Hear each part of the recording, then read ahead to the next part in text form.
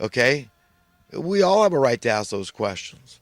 Would the system break down if everybody was born rich? And I strongly contend no, it wouldn't.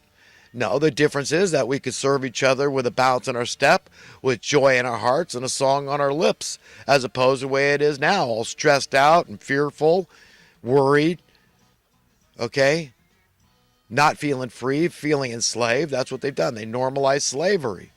What are people going to do when they're not strong enough to make the money to pay their rent anymore? They're going to depend on the social welfare net, right? The safety net.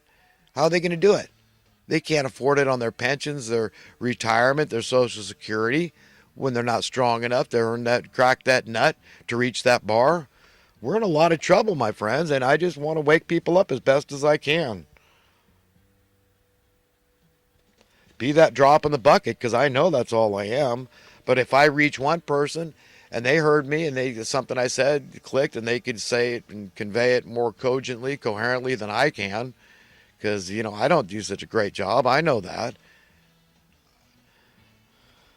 but I do the best I can and try to bring up stuff I think is important that other people aren't bringing up.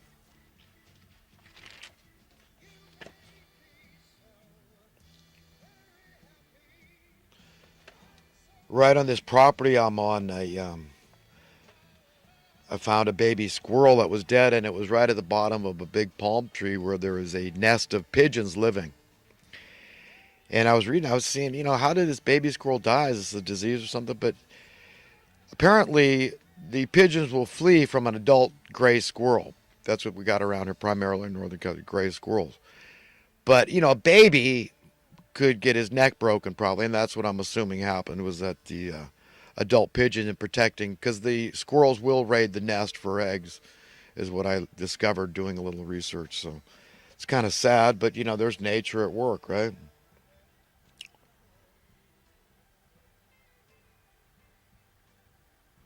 We got big recycling issues. China doesn't want our junk anymore. We're tired of being our slaves, so getting cocky. They buy more and more gold. And how are we supposed to compete when $10 a day is like middle class wages in China? We have free trade with these people, and we think that somehow we can win this thing. How are we going to do that? We're not going to lose all our industry, all our manufacturing base.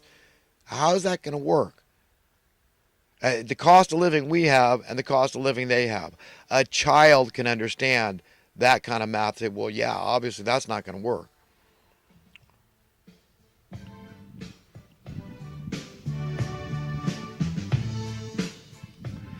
Kim Jong Un is acting like a pissant idiot over visiting Putin, and I guess the North Korea is suing this warm beer family for $2 million. I guess the cost of keeping their son incarcerated before they they're pretty sure he tortured him. Nobody really knows, but the stupid, sick, that special kind of stupidity.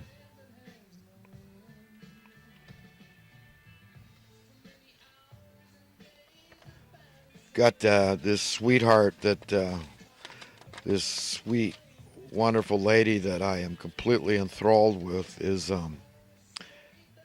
she's going to this thing up in Redding. Redding is a town about 60 miles from where I am.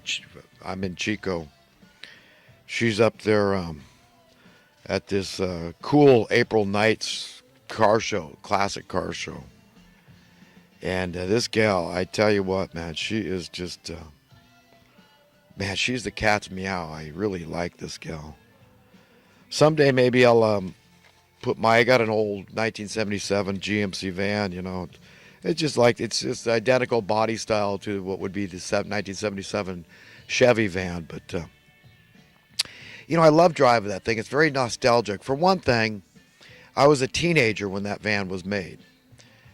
I was just gotten out of high school. Elvis Presley was still alive at that time.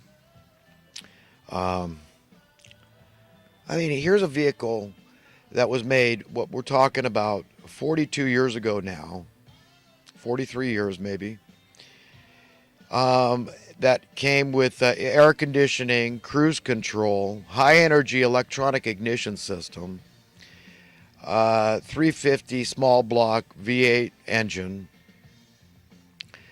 uh, captain seats, and it runs basically like new still. I mean, wouldn't hesitate to take that thing cross country. Very low maintenance, very easy to take care of.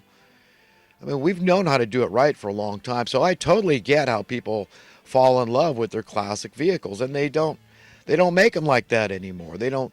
The style is different. You know, everything is different about the manufacturing process, and it's fun. I like to keep old stuff. You know, just like wine, it gets better with age, and so do people.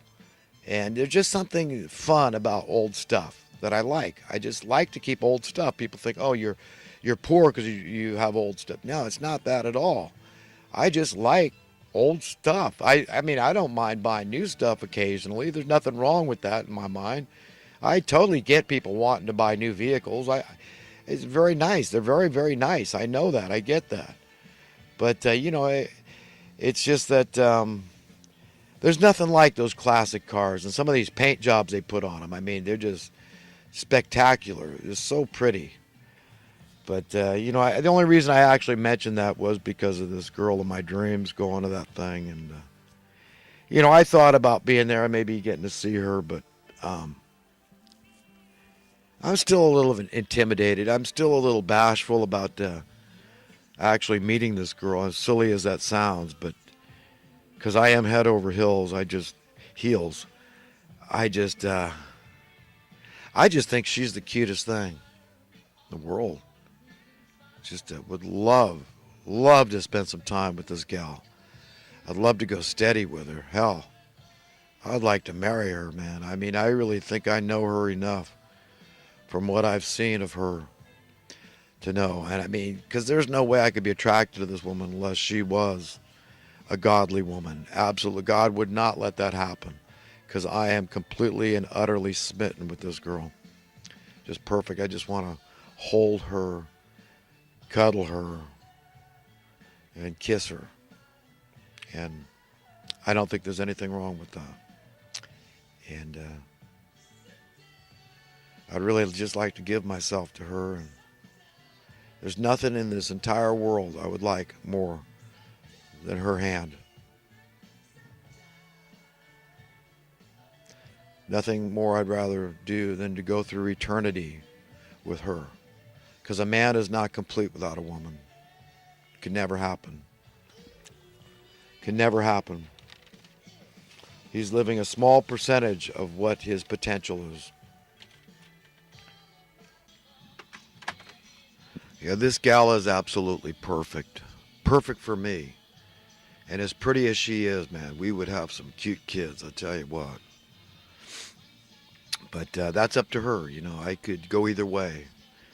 And I would be 100% fine just to have her hand in eternity. That's what I want. Because she makes me smile. And that's not an easy thing. And it happens throughout the day whenever I think about her and how cute she is. She's just such a doll. She's so freaking adorable. I just love her so much. I like her so much. I want her so much to take her out, We've got this great restaurant locally. Everybody's probably heard of Sierra Nevada. It's world famous beer. Everybody's had the pale ale, right? Sierra Nevada. It comes from right here in Chico. We got this billionaire here locally and runs a hell of a good restaurant too, but I'd like to take her out for fish and chips. My treat, sweetheart. Give me a chance. You're just so cute. I love you so much. You make me smile. I want to be with you. Give me a chance. You know how to get a hold of me. Okay, I'm going to get on to some thoughts from the last week or so.